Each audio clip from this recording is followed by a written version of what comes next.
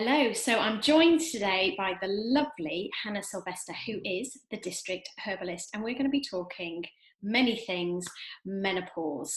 So I work with menopausal ladies both in the run up to menopause and beyond, and Hannah is the same. But I'll introduce Hannah now. And Hannah, if you want to tell us a little bit about your business and your approach to this point in a woman's life.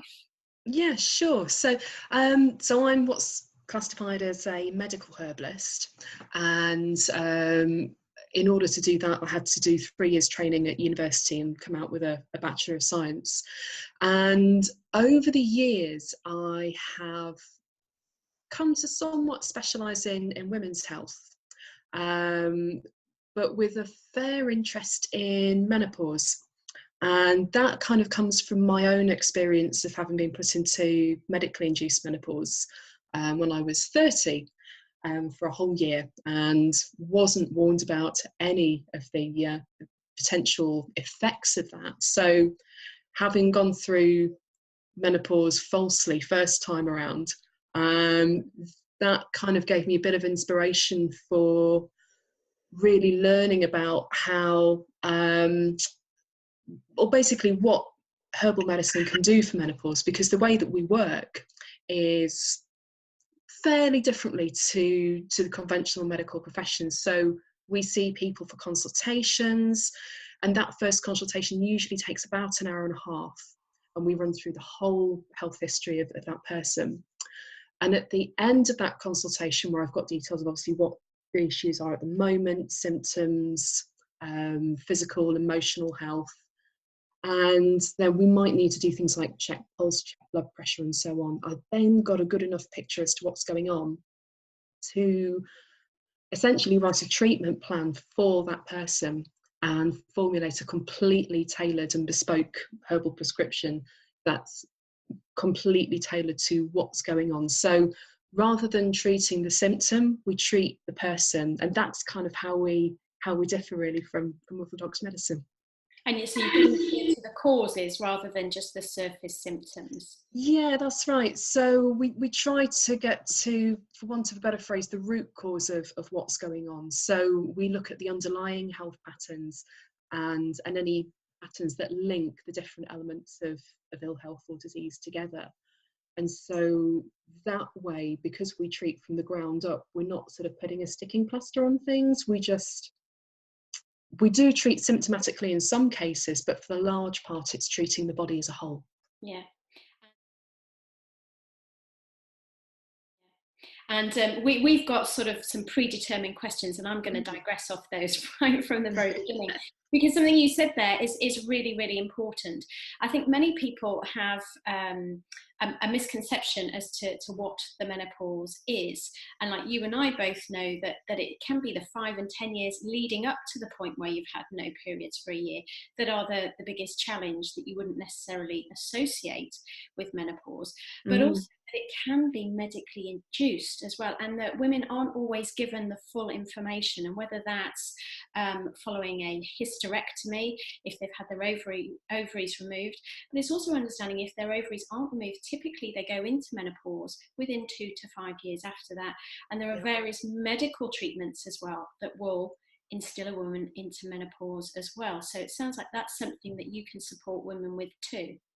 Yeah, absolutely. And it's, I mean, as you've rightly touched on, it's not something that people ordinarily get coached about from whatever health practitioner they're seeing in the NHS.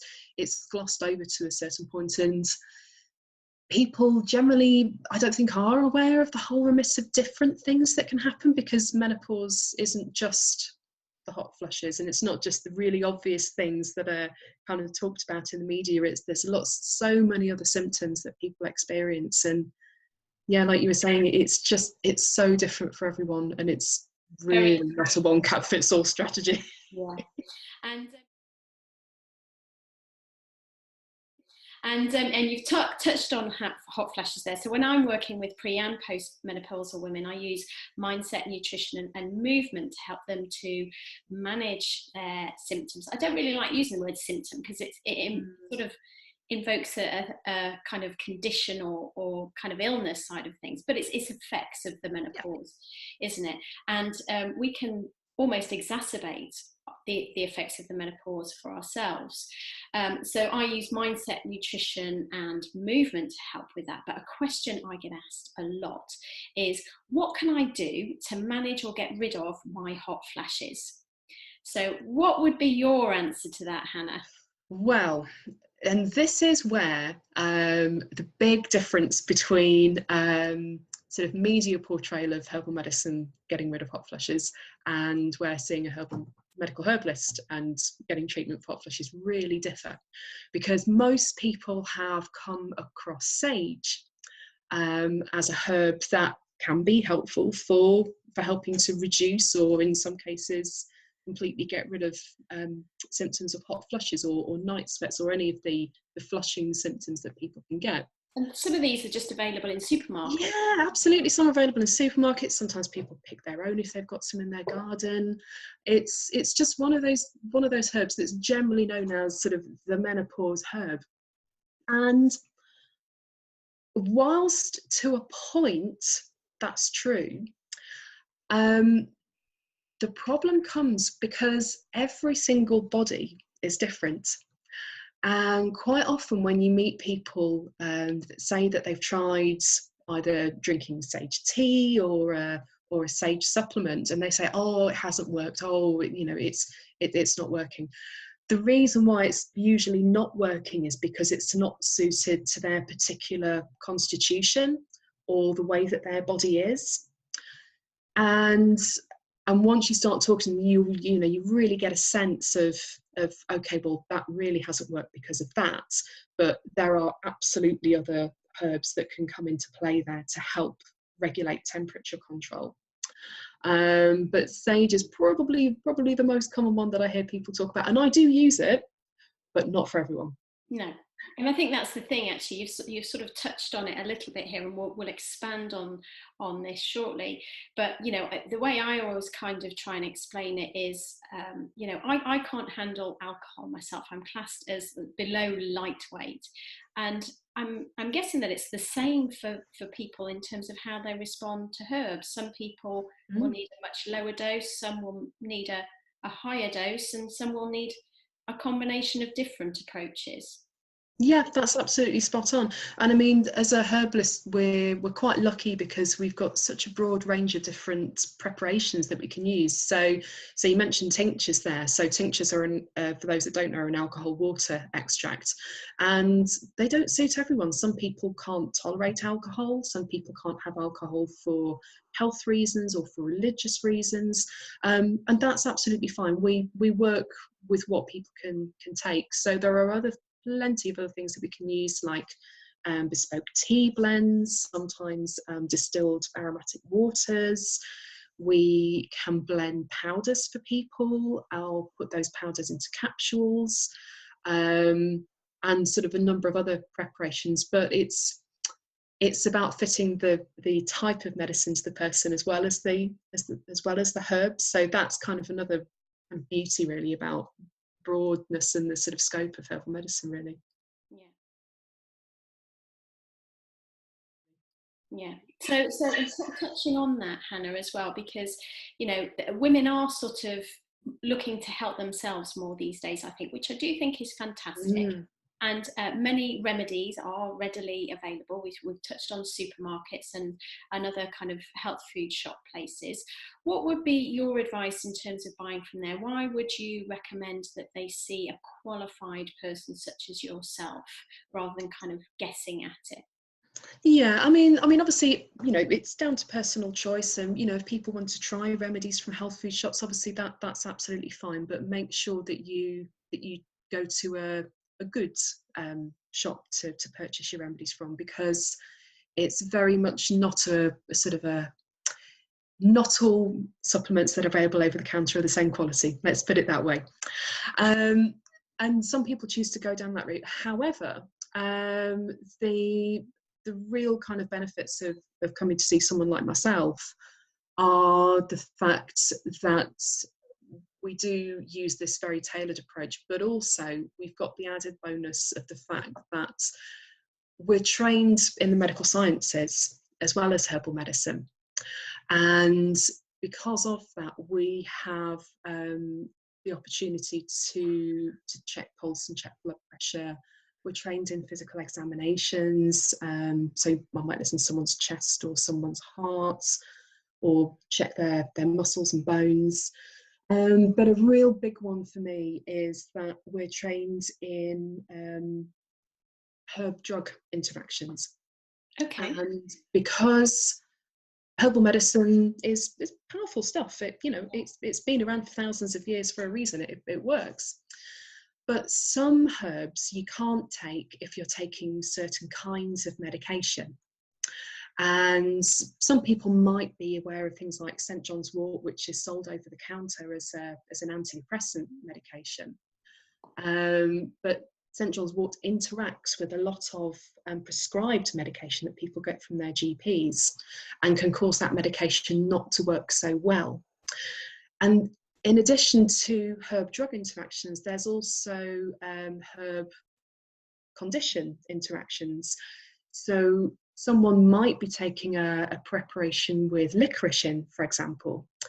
And for those people that have got pre-existing high blood pressure, taking enough licorice can actually raise your blood pressure higher. Right. So by seeing a herbalist, we obviously take into account people's medication that they're taking, because we're not in the business of taking people off their meds because if they're on meds, they need them. But we always make sure to not prescribe anything that's going to conflict with that medication, and also any other health conditions that they're presenting with. So in terms of safety, it basically means that you're going to get a safer experience by seeing a herbalist than buying something over the counter that you might have read on Google is really good for your condition, but really might not be quite so good for you. Yeah. And from what you're saying as well, not only is it safer, but it's potentially more effective overall, because it's not going to reduce the effect of any medications that you're on, but equally it's not going to exacerbate any of your other underlying symptoms as well. Absolutely. And we are living in an age where it's really easy to get information from Google now, but a lot of the information out there on herbs isn't quite correct, or maybe isn't applicable to everyone. And people can spend tens and hundreds of pounds on herbal remedies from the internet, which may work or they might not work, but if you come and see a herbalist, it will generally in the long run be a little bit more cost effective than doing that, because of this whole tailored approach and getting something to suit you, rather than it being a very kind of hit and miss thing that it can be if you purchase online. Yeah, so people might see sort of the upfront cost, because obviously, as you mentioned, it takes about an hour and a half on your first meeting to go through everything. And I've seen your pre-screening form. It's as long as mine. We both kind of start with a book, but it's to get that thorough history of someone, isn't it? And understand not just what they want to deal with, but the areas of their lives that are impacting on that, and also the effect that it's having on their lives and their ability to live and enjoy them too. Yeah. And that, so it's worth investing that time and money in yourself, I think, to explore things and pull things together, because we don't always realise how things are interlinked. Absolutely. And it's quite hard to be truly objective when you're looking at your own health. So I know myself that, if I ever fall poorly with something that's not acute, so I'm happy, if I get a bit of a cold or a bit of a cough, I'm happy treating myself for that. But in incidences where I've had something maybe a bit more complicated going on, I've always gone to see a herbalist myself, because you can't get that objectivity that you would like to think that you have, because looking at what you think is the right thing to do, maybe you're not necessarily doing the right things for yourself. But having another person look at your health from the outside with a completely unbiased view I think is really key to getting some good quality treatment, really. Yeah, I'd agree that it kind of just, you need that detached and an objective view of everything that's going on for you. And that touches on nicely to the next thing that we're going to talk about, which is the fact that for women, particularly in the run-up to menopause, the perimenopausal period, there are a great many effects of menopause that you wouldn't necessarily associate as being part of that transition. And I know for myself, they have included things like heart palpitations and anxiety. And I've worked with a number of women who've just had this almost unbearable sense of overwhelm, anxiety, and GPs are very ready to offer antidepressants, but actually it's symptomatic of the transition, the hormonal transition that's happening within their bodies. So what sort of other effects of menopause have you worked with, Hannah? Like you said, there are so many different things that people can experience with menopause. I mean, for me, probably the most common unspoken on the run up to and through menopause is vaginal dryness. Yeah. It's not something that gets talked about. It's not something that people are happy to talk about with their friends. Obviously, it's not something you can really comfortably discuss in a coffee shop. And it can be quite hard to bring it up with a GP. So, I mean, there are certain, I'm sure you probably look at it the same way. There are certain, nutritional aspects that can help with that aspect. And there's also other things that you can do. So, I mean, I make pessaries for people that help to heal internally and just help to make the area a lot more comfortable. And not only from a day-to-day perspective, but the changes that can have on people's relationships with their partners if it's too painful to have intercourse. Yeah, that's a huge emotional and physical barrier. It really can cause a lot of problems for people. So that's probably one of the more common ones that I see. That one's really important to talk about as well, because like you say, it affects those physical and intimate relationships. It affects a woman's feeling of being feminine as well, but equally it can also give rise to more urinary tract infections. Yeah. So again, if they're then frequently being treated with antibiotics, you're kind of compounding the problem rather than alleviating things for yourself. And of course this then affects your pelvic floor function, which we know changes through the menopause, which is a big area that I work with women on, but we won't start on that or we'll be here for hours.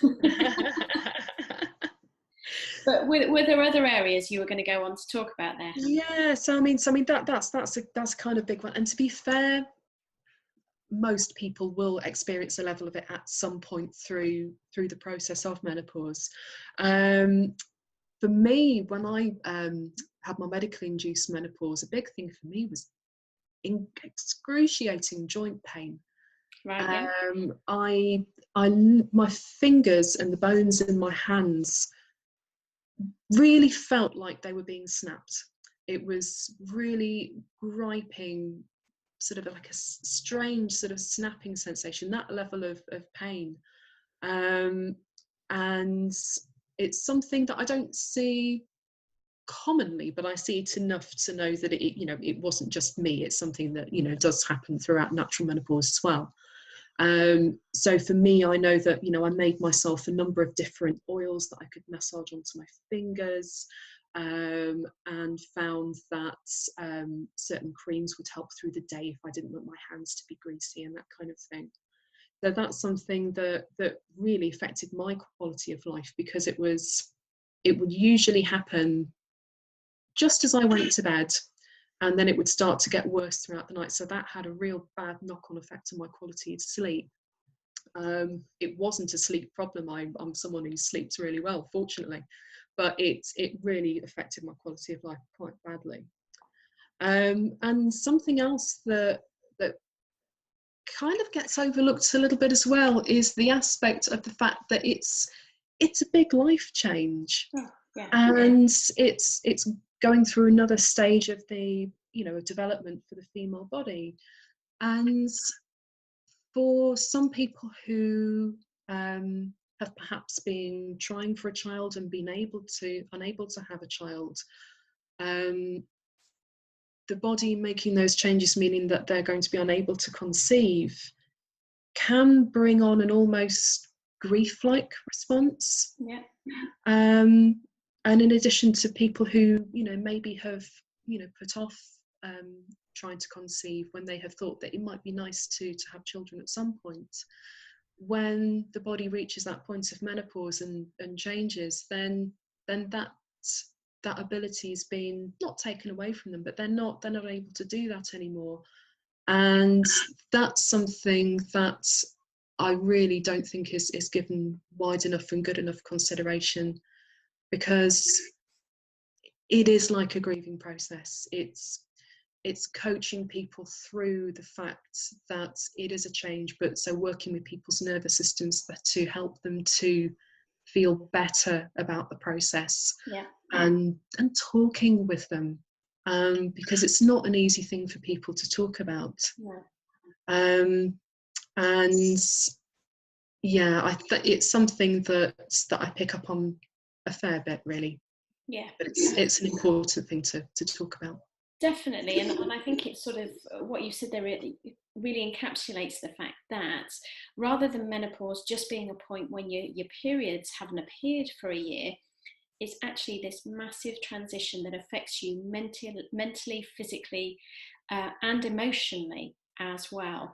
And allowing your body time to process that, and your mind to process that, but supporting in that process as well, rather than kind of berating it for not looking the way you want or performing in the way that you want, can make a massive difference to how a woman feels during that transition, but way into the future as well. Yeah, absolutely. Yeah. Brilliant. Well, I know we could talk on so many different levels about menopause, and may well do another one, and we'd always be happy to take specific questions if anybody absolutely has specific questions.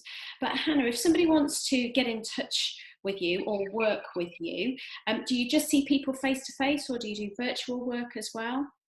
I tend to just see people face to face. Whilst I can do Skype consultations further along down the line if people aren't able to make it into clinic, having that face-to-face in-person contact is I think really important.